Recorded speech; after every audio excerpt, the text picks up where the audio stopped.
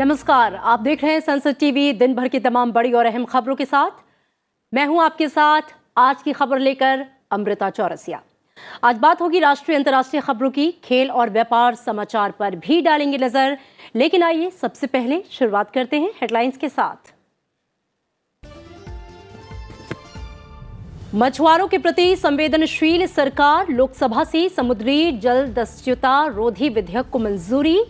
कर्नाटक के काडू और बेट्टा कोरबा समुदायों को एसटी में शामिल करने से जुड़ा विधेयक पारित। सीमा पर तैनात जवानों की आलोचना नहीं करने की विदेश मंत्री की नसीहत। लोकसभा में एस जयशंकर का विपक्ष को जवाब, कहा सेना का सम्मान और सराहना जरूरी। सदन की कार्यवाही बाधित होने पर राज्यसभा सभापति ने जताई निराशा। नियमों के अनुरूप नहीं होने पर विपक्ष का कार्यस्थगन नोटिस खारिज। अनुदान की अनुपूरक मांगों पर चर्चा। यूक्रेन की राजधानी पर फिर रूसी ड्रोन हमले। कीव पर किया गया अब तक का सबसे बड़ा हमला। यूक्रेन का 15 से ज्यादा ड्रोन को मार गिराने का दावा। फीफा विश्व कप में जीत के बाद जश्न में डूबा अर्जेंटीना। 1986 के बाद पहला और अब तक का तीसरा खिताब। खिताबी भिड़ंत में फ्रांस को पेनल्टी शूटआउट में 4-2 से दी मात।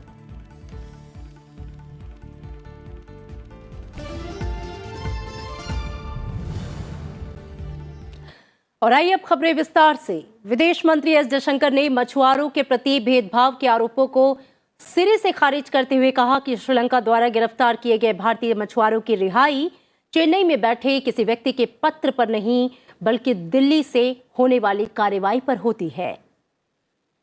एस जयशंकर ने लोकसभा में समुद्री जल दस्युता रोधी विधेयक 2019 पर हुई चर्चा में तमिलनाडु से डीएमके की तरफ से उठाए गए मुद्दे पर जवाब देते हुए ये बातें कही।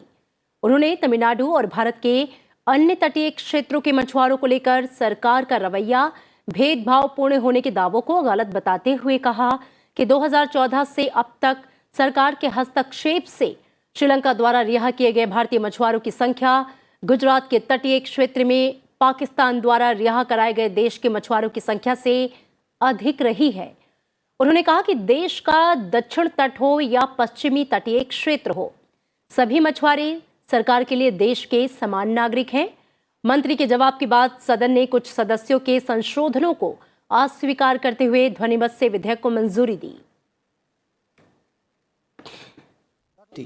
Actually looked at a number of other international legislation, and they looked particularly at legislation in Australia, New Zealand, Sri Lanka and UK, because the legal systems were very similar. And many of these countries already had legislation on the subject.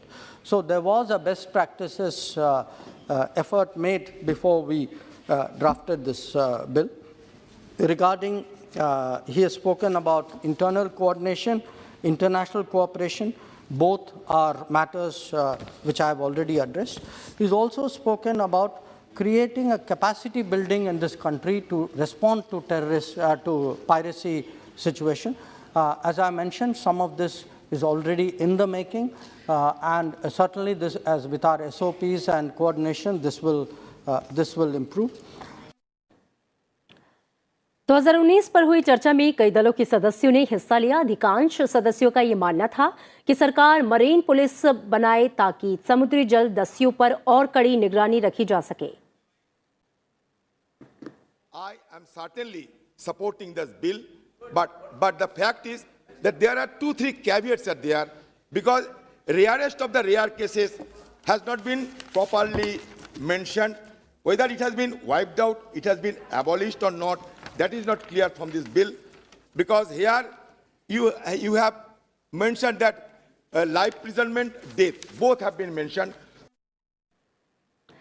Lok Sabha ने कर्नाटक के काडू, कुरुबा और बेट्टा कुरुबा समुदायों को अनुसूचित जनजाति की सूची में शामिल करने के प्रावधान वाले संविधान अनुसूचित जनजातियां आदेश चौथा संशोधन विधेयक 2022 को मंजूरी दी। जनजातीय मामलों के मंत्री अर्जुन मुंडा ने लोकसभा में विधेयक पर हुई चर्चा का जवाब दिया।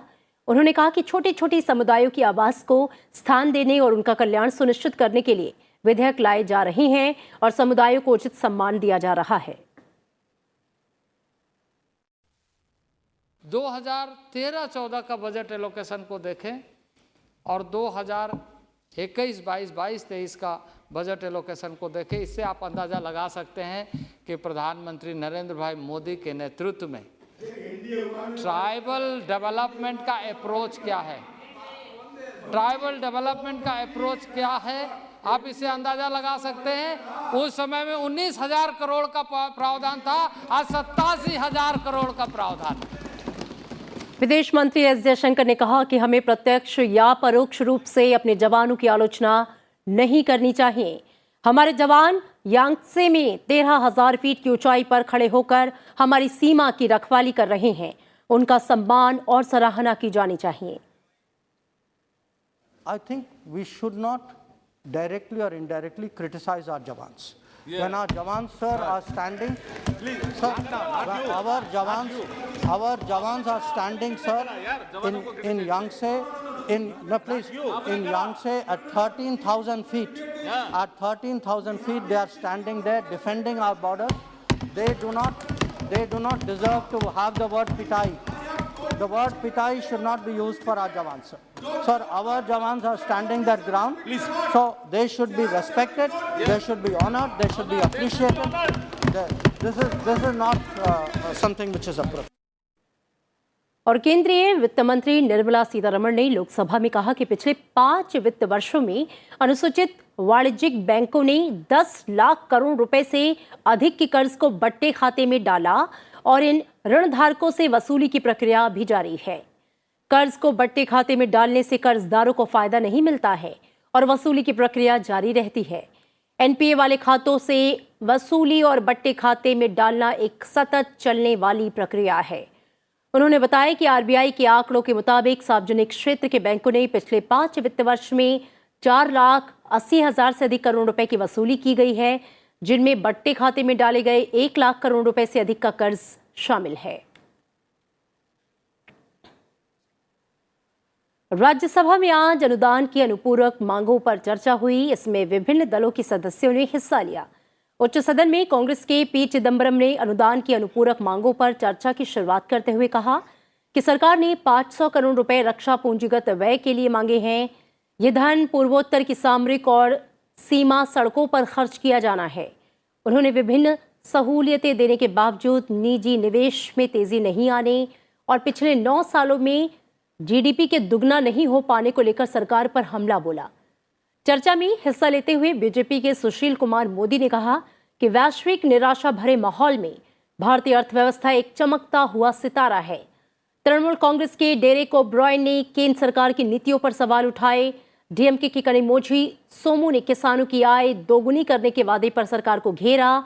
आम आदमी पार्टी के राघव चड्ढा ने महंगाई और बेरोजगारी के मुद्दे पर सरकार की आलोचना की। तो वहीं बीजू जनता दल के डॉक्टर प्रशांत नंदा ने प्राकृतिक आपदाओं को विशेष श्रेणी में शामिल किए जाने और इससे प्रभावित राज्य को मुआवजा दिए जाने को लेकर सुझाव दिया।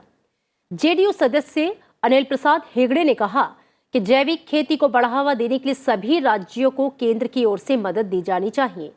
असम गण परिषद के वीरेंद्र प्रसाद वैश्य ने सीमाई इलाकों में अवसंरचना को और अधिक मजबूत बनाने की मांग की।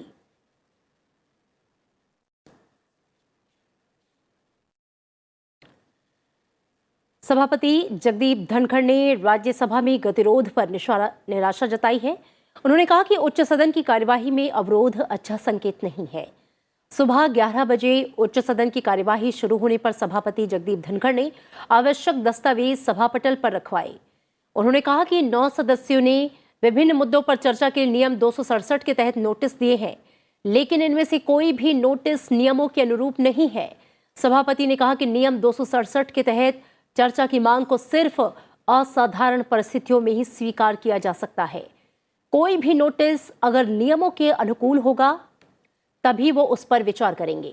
मांग खारिज किए जाने के विरोध में कांग्रेस सहित अन्य विपक्षी दलों के सदस्यों ने सदन से वॉकआउट किया।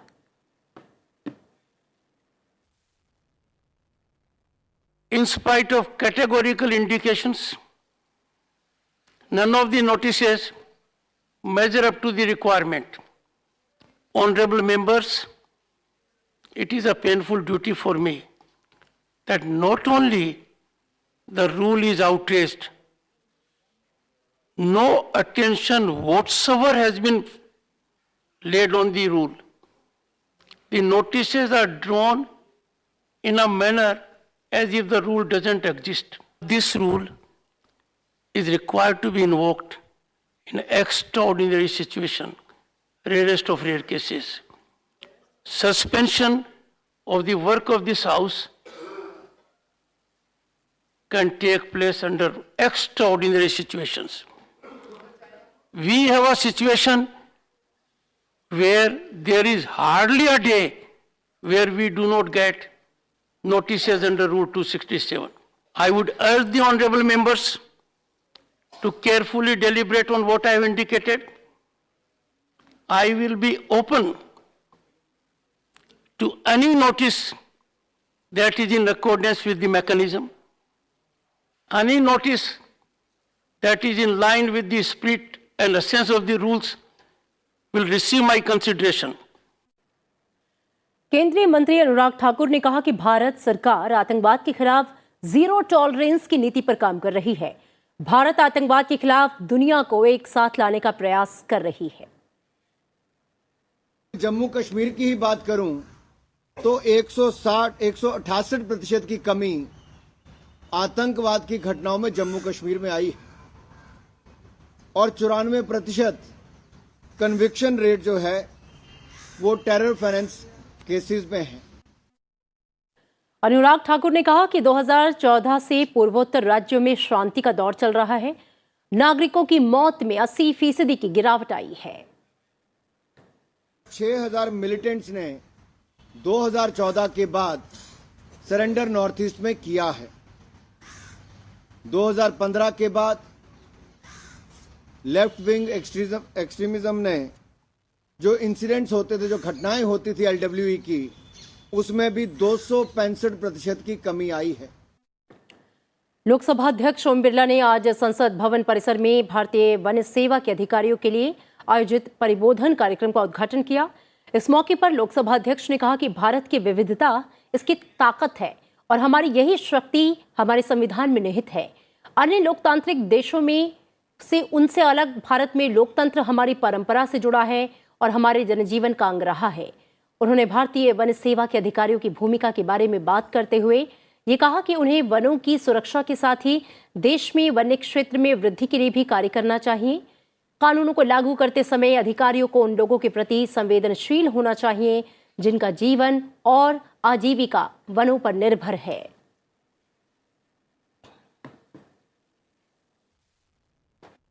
आज इस वर्तमान परिप्रेक्ष्य के अंदर भी जलवायु परिवर्तन विषय पर भारत नेतृत्व कर रहा है। भारत की संसद ने भी कई इंटरनेशनल फोरम पर जो हमारी चर्चा हुई, संवाद हुआ, जिस तरीके से पूरी संसद ने सामूहिकता के साथ पर्यावरण और जलवायु परिवर्तन पर चिंता की और सामूहिकता के साथ हम हमारी लाइफ स्टाइल के अंदर जलवायु परिवर्तन हमारा हिस्सा होना चाहिए, इसके लिए संकल्प लिया, तो हमारी सामूहिकता की शक्ति और सामूहिकता के साथ काम करना, इसके लिए हम कटिबद्ध हैं, प्रतिबद्ध हैं। और आइए अब नजर डालते हैं कुछ और प्रमुख समाचारों पर।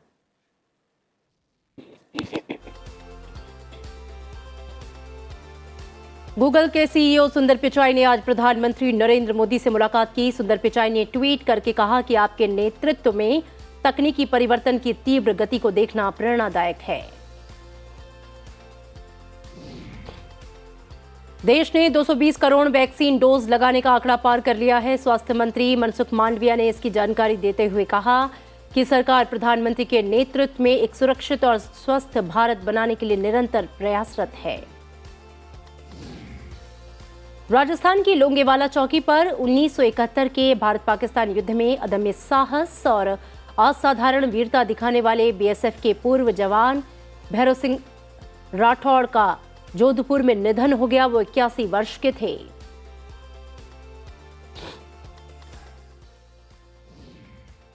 फ्रांस दूतावास से ऐसे 64 लोगों की शेंगेन वीजा से संबंधित फाइल गायब हो गई है, जिन्हें कथित तौर पर फर्जी दस्तावेजों के आधार पर वीजा जारी किया गया था। देश में आज से सुशासन सप्ताह मनाया जा रहा है। कार्मिक लोक शिकायत और पेंशन मंत्री जितेंद्र सिंह ने आज दिल्ली के विज्ञान भवन में सुशासन सप्ताह 2022 की शुरुआत की। कनाडा के मॉन्ट्रियल में जैव विविधता पर संयुक्त राष्ट्र के शिखर सम्मेलन में वार्ताकार एक ऐतिहासिक समझौते पर पहुंचे। वर्ष 2030 तक करीब 1/3 ग्रह के संरक्षण के लिए ऐतिहासिक जैव विविधता समझौता हुआ। दक्षिण अफ्रीका के राष्ट्रपति सिरिल रामाफोसा देश में सत्तारूढ़ अफ्रीकन नेशनल कांग्रेस पार्टी के फिर से नेता चुने गए हैं। रामाफोसा और पूर्व स्वास्थ्य मंत्री ज़्वेली मखीजे के बीच कड़ा मुकाबला था। थाईलैंड की खाड़ी में थाई नौसेना का एक युद्धपोत डूब गया, जिसके बाद से 75 नौसैनिकों को बचाया गया, जबकि 31 अभी समुद्र में फंसे हुए हैं। नौसैनिकों को पानी से निकालने के लिए जहाज और हेलीकॉप्टर को तैनात किया गया। उत्तर कोरिया ने अपने पहले खुफिया उपग्रह के निर्माण के लिए महत्वपूर्ण अंतिम चरण के परीक्षण के तहत एक उपग्रह छोड़ा है। यह परीक्षण उपग्रह की तस्वीरें लेने और डेटा ट्रांसमिशन प्रणालियों की क्षमता का पता लगाने के लिए किया गया। चीन के स्वास्थ्य अधिकारियों ने कोविड-19 से बीजिंग में 2 और मरीजों की मौत की पुष्टि की है। चीन ने अपनी सख्त जीरो कोविड नीति में कुछ छूट दी, जिसके बाद देश भर में संक्रमण और मौत के मामले बढ़े हैं। और आप देख रहे हैं आज की खबर, लेकिन यहां पर आगे बढ़ने से पहले रुकेंगे एक छोटे से ब्रेक के लिए। आप देखते रहिए संसद TV.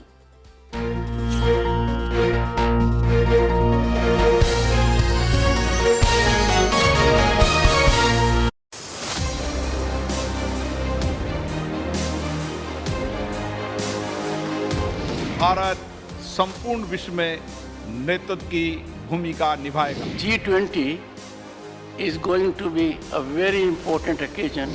This is also beneficial to the state. How the act is related to the constitution amendment. क्षमता और कार्य के हिसाब से लोगों को मौका मिलता है। आपको हम अपनी ओर से पूरा सहयोग देंगे। इस स्कीम में कितना पैसा देने का योजना बनाया ये बताइए। अगर एनुअल देखा जाए तो 37,845। I think being bold enough to accept that the standing committee has made an improvement on the original bill.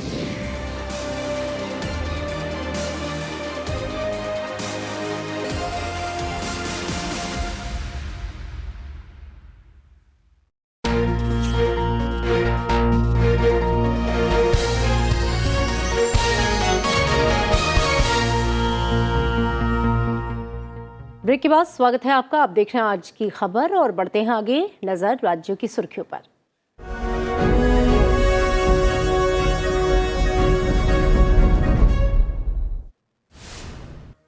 राष्ट्रपति, उपराष्ट्रपति, प्रधानमंत्री और लोकसभा अध्यक्ष ने गोवा मुक्ति दिवस पर राज्य के लोगों को बधाई दी और इस आंदोलन में भूमिका निभाने वालों के योगदान को याद किया।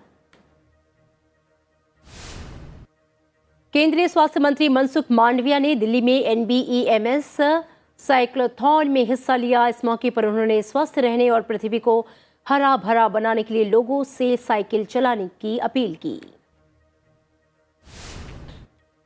कांग्रेस नेता राहुल गांधी की भारत जोड़ो यात्रा एक बार फिर से शुरू हुई है।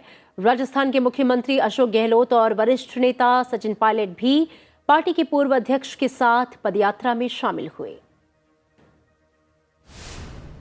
कर्नाटक विधानसभा का 10 दिवसीय शीतकालीन सत्र बेलगावी में कड़ी सुरक्षा के बीच शुरू हो गया।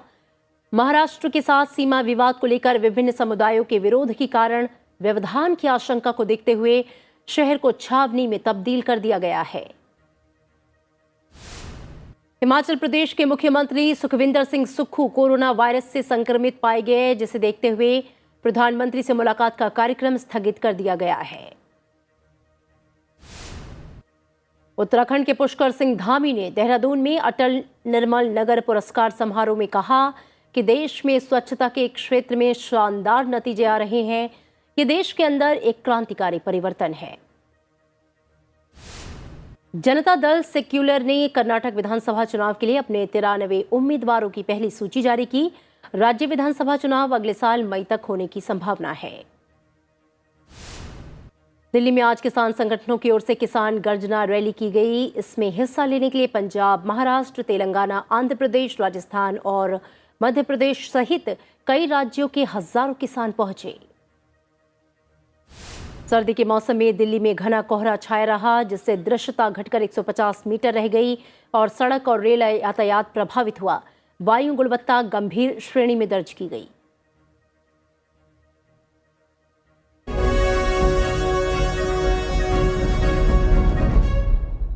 और हाल में ही संपन्न हुए गुजरात विधानसभा चुनाव में निर्वाचित हुए 182 विधायकों ने विधानसभा की सदस्यता की शपथ ली।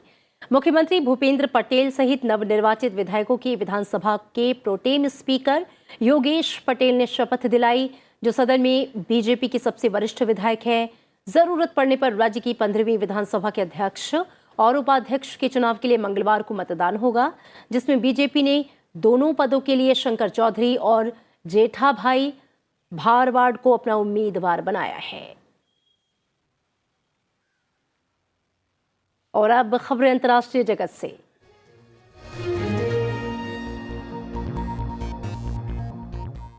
यूक्रेन की राजधानी कीव में तड़के एक बार फिर से ड्रोन हमले किए गए। कीव में 3 दिन पहले भी ऐसे हमले किए गए। ऐसे युद्ध की शुरुआत के बाद कीव पर किया गया अब तक का सबसे बड़ा हमला बताया जा रहा है।